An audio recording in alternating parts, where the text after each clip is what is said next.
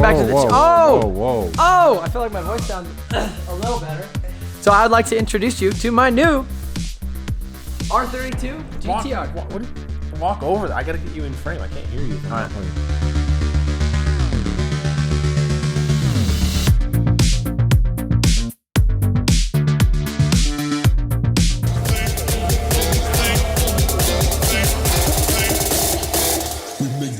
We basically made it out to the middle of nowhere.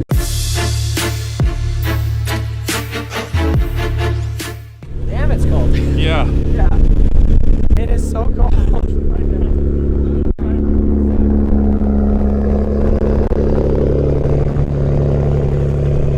It's pretty loud. Yeah. Not bad. It's not bad. Alright guys, so we basically made it out to the middle of nowhere. It's like 20 degrees, but it's like 60 degrees where we're from, but it's like 9,000 foot up in the air. And this is where we're at. So it's a 09, 90,000 miles, rebuilt from salvage title, but I don't know, we're gonna look at it.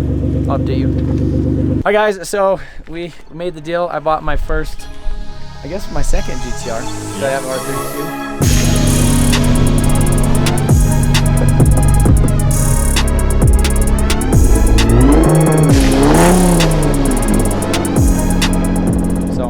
We got this thing, appreciate it. Yeah, man. We're gonna take this thing, we're gonna give it greener pastures, maybe? Yeah, We're gonna call it that. Like, I live on a dirt road, but it's only like a little dirt road. No, I'm excited, I really appreciate it. He posted this thing on Marketplace. I think this is probably the cheapest one in the country. Definitely. Right? Oh, yeah. So he posted it for 55, or is it 52? Yeah, 58 originally. And then so I seen it and I messaged him and I was like, hey, I'm local, I'm like within an hour and a half of you, I'm a serious buyer. Because I knew he was getting blown up from people. How many people messaged you? Probably 60, 70, yeah. So like 70 people all the way from across the country. So when you're buying something like this where you're like competing with other buyers, yeah, you have to be the buyer that the seller wants to sell to, where you gotta relate. Make it easy for them to sell the car to you. So like right now he has somebody on his phone. So just to let you know, I bought this thing for 40,000, which is 09, 90,000. You really can't find them for like less than 50 for really anything. You know, it is, I'm close, I'm willing to come get it. He's dealing with other people across the country, asking 300 questions. Oh yeah. What is this? What is that? I want a picture, I want a video, as well as 10 other people doing that same thing. Yep, I'm better off just giving it to a good buyer, and I still made my money on it. That's all that matters. And so he got a good deal on it too, because you bought it, what, 2 years ago? Yep. And he's put about 20,000 miles on it. He did some tranny work. What did you do to the tranny? The baskets? And yeah, the clutch baskets, and then cleaned it all up. Yeah, I mean, obviously it's not a perfect GTR, but I don't want to go, I mean, I can't go and spend 120 on like a 2017 Plus, which would be like the dream GTR, but like, you know, we got a GTR, we're getting in the game, and it seems like how this happens is like as soon as you dip your toe, then you could jump in and go swimming. 100%. So that's kind of what we're doing. And it's a runner too. And this is something that I could drive. Obviously it's got rock chips, it's got, you know, issues with the paint, it's got some other stuff, but that is all stuff that I could do myself. I know how to do it. I think that's it. I guess let's drive this thing home. Appreciate it, man. Yeah, bro. Have a good one. Take it easy. We're freezing. It's 24 degrees. It just started snowing too. And it's snowing. All right, guys, welcome to the inside of the 91,178 mile salvage title GTR, which happens to be my second GTR. I'm pretty stoked about that. We got the vitamin water, the Focus today, because we're trying to focus around here and do bigger and better and cooler things. So I told you guys a long time ago that I was gonna sell a bunch of cars to buy a GTR, and that's exactly what I did. I sold cars and I bought a GTR. One of those things is a lie. But anyhow, we got the GTR, check this out. Oh, look at that. Oh, yeah. Nice and dirty. So, it's a full bolt-on car, so it has intake, downpipes, full flex fuel, dual fuel pumps, injectors, and 4-inch titanium straight piped exhaust.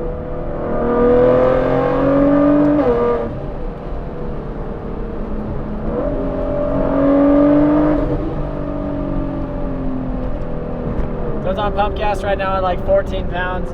It's got a ECU tech, little Bluetooth dongle thing, and you can plug that in and look at a bunch of stuff. He gave us this little Bluetooth adapter, so we just got the radio working. I think this is gonna be my new daily.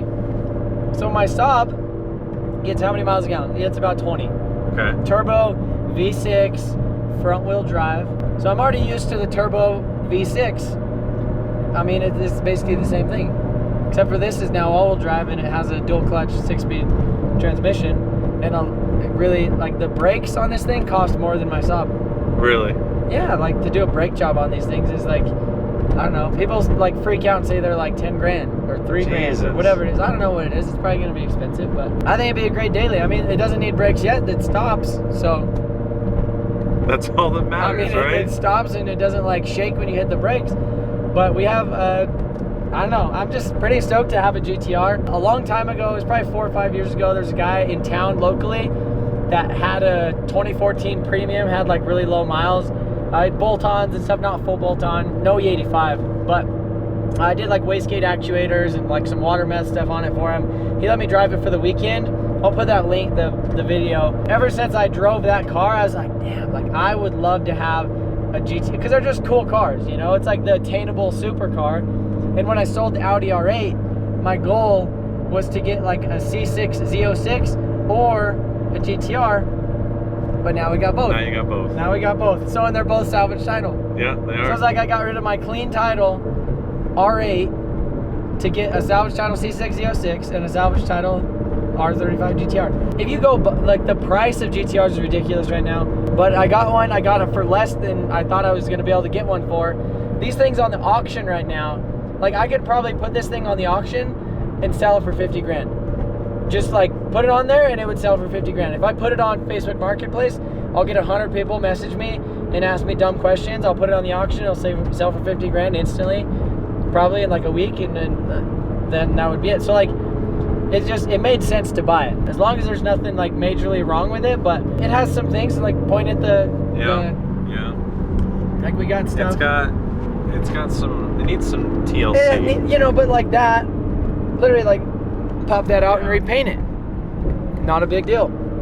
There's some scratches all over this. It's got some scratches. I could paint that yellow. So we were talking about the Bluetooth thing, and I've never seen something like this. It's from like the old iPhone, right? Like the 30-pin connector from like the iPhone 3 or the iPhone 4 with this little Bluetooth adapter. It asked for a pin. I didn't know what to do. I told him zeros. And it worked. Yep, that's the amount of zeros that was in there for the pin was the amount of zeros that left my bank account to buy this thing. Wow. Yep, that's how you know. Oh, Randy's getting me. Oh, he's getting you?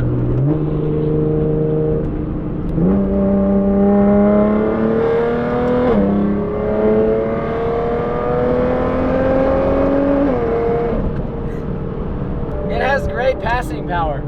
Great passing power. I mean, the paddle shifters is cool. How responsive is it? Well, I mean, it's stock turbo, so it's really responsive. So, like I was saying, be the buyer that they want to sell to. So, if you're going to be buying a car like this, you're competing with other buyers, whether it's a desirable car or a cheap car. Make it as easy as you can for the person who is selling the car to sell it to you. Be the easiest, whether it's, hey, I'm local, I have cash in hand, I'll give you $100 more, I'll give you $200 more to hold it for me, I'll give you a deposit, I'm serious, you can delete it, don't reply to anybody else, I'm on my way with cash, I'll take it 100%. Or like my case, I knew he wasn't going to sell this car locally, and if he was, it was going to be to somebody who probably like lowballed him, like me. But why would he sell it to me instead of anybody else? Well, when I was talking to him, I was telling him, I was like, okay, I live here, like the track is all close, I have a drift car and I have this other stuff.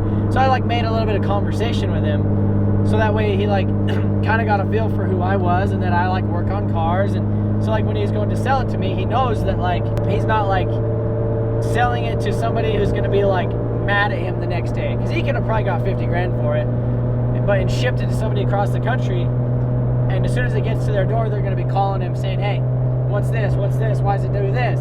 Whereas me, I show up cash in hand. He basically took $10,000 less because I was easy to sell to. So now we're driving home with GTR.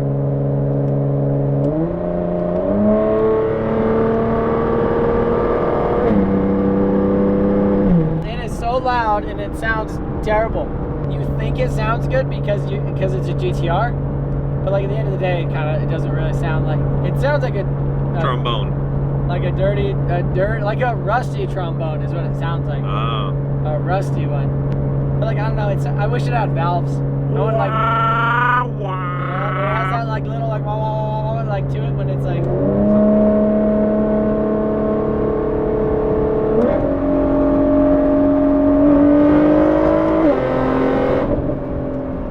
Definitely rich.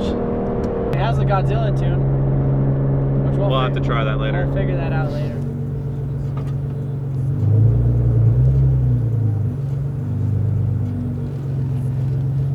All right, guys. So that's it. That is the world's cheapest, maybe not the world's cheapest, but the cheapest one that I can find in the country at the moment. I'm excited to start driving it. I'm excited to do some things to it. Kind of do a little mini restoration in the engine bay and make it, you know, stop leaking oil and stop smelling like a 350Z. I think for the price, I was looking at like Golf Rs, like Audi RS3s, Porsches, and some other stuff like that. And I just thought, like, for the money, this was probably the coolest car that I could have got.